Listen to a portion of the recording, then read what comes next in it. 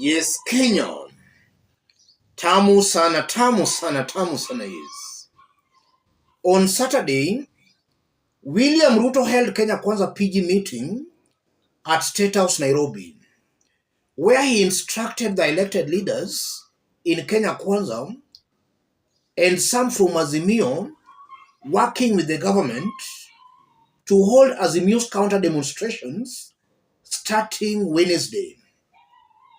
In this video, I want us to dig deep into that story, in which I'll explain why I strongly believe the intended objective of that State House meeting has already failed miserably.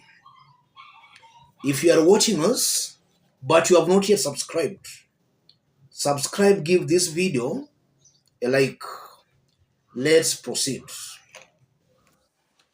It's rumored and even confirmed that Ruto ordered Kenya Kwanza elected leaders to organize Azimio's counter demonstrations because some senior police officers had rejected government's illegal orders to shoot innocent demonstrators. So Ruto was left with no option but to use the elected leaders. And also the UN warning, where Ruto's government was warned against police brutality, forced William Ruto now not to use the police, but now to use the elected leaders in taming Azimio. Why do I believe that the intended mission of that strategy, Plan B, Ruto's Plan B, has already failed miserably? The plan was to counter Azimio's demonstrations. That's why Ruto ordered these Kenya Kwanza elected leaders to organize those counter demonstrations. It has failed because that has not succeeded in discouraging opposition not to proceed with their mass action starting Wednesday. This afternoon, Azimio leaders announced that they will proceed with their mandamano come Wednesday. So Ruto's Plan B has not helped the government in discouraging opposition. The opposition is still continuing with their mass action.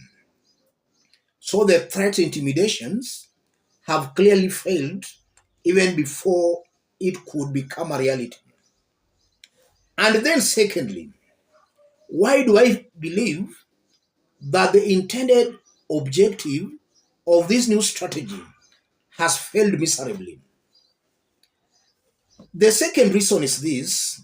Why do you think Azimio chose mass action protests instead of the normal political rallies? If you look at demonstrations and protests, they have got impact.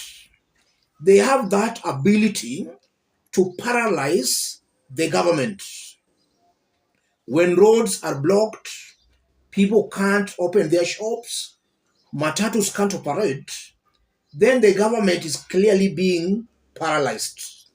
That's why Azimio, in most occasions, when they want to send a very strong warning to the government, they prefer going the mandamano route as opposed to the normal political rallies.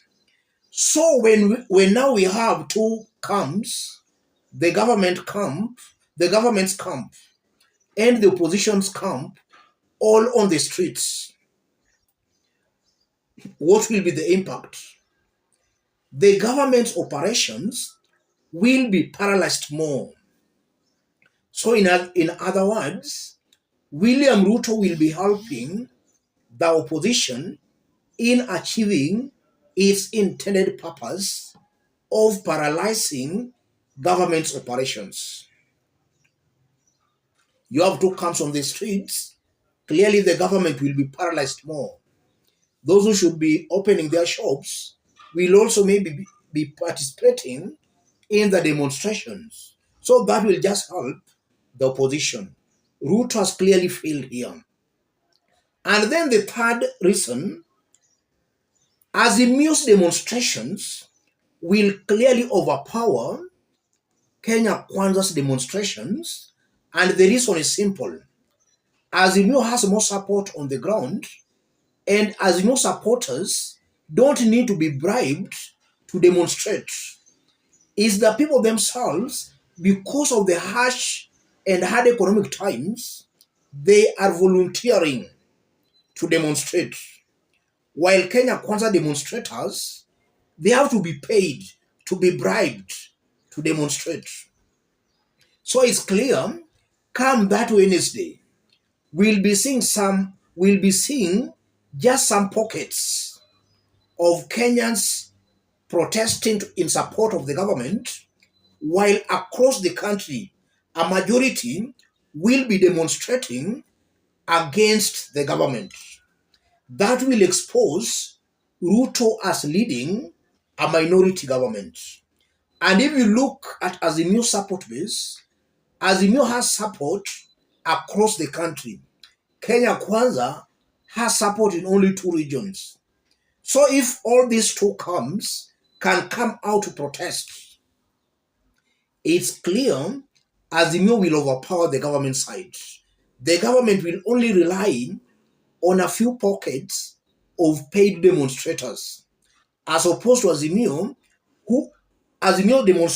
demonstrators who will be there willingly without being bribed to demonstrate. So I believe that this new strategy by William Ruto has failed even before it begins. And that exposes William Ruto as not a very smart leader. William Ruto, in my honest opinion, is coming out as a leader who acts out of emotions. He never takes his time to actually figure out things properly. He acts very fast. If something happens, William Ruto acts very fast without taking his time to look at the bigger picture and to figure it out properly. And that's why I believe Ruto will fail. And to the Azimio rebels who will be used to cause some chaos, I think they are also digging their political graves.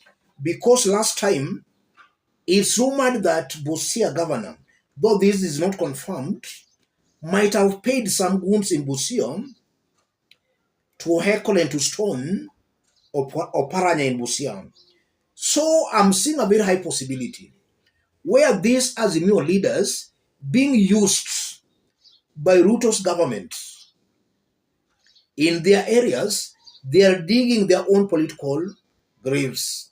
They are spoiling their own political careers. William Ruto's government is already very unpopular on the ground. Any smart leader cannot associate with a government that is already unpopular. Any leader in any Azimio stronghold working for the government, that's a leader clearly digging his own political grave. Let me stop it there, ladies and gentlemen. But even before I stop, if you are watching us, but you have not yet subscribed, subscribe, give this video a like. Any other person who may want to support our forum, contact me through that number below. And to those watching us outside Kenya, drop a comment, let us know from which part of the globe you are watching us from. If possible, subscribe, give this video a like. The intended mission, purpose of Saturday's State House meeting has failed miserably even before it starts. Let's meet in our next analysis. Thank you. Good morning, fellow Kenyans. I hope mmeamka poa. Now, on Wednesday, Moses Kuria sent goons. They went and destroyed Expressway. But now, the most surprising thing, by yesterday, Murkomen, our CS for transport, alikuwa shapiga mahesabu haraka. And now, The damage is amounting to 700 million. Did you hear that? 700 million. Bwana, sisi sio wajinga, sio kila mtu kagege. We know all this was planned. Na hiyo pesa inaenda kwa mifuko ya watu. Hiyo wamegula pesa yako. Hasula tawala kabisa.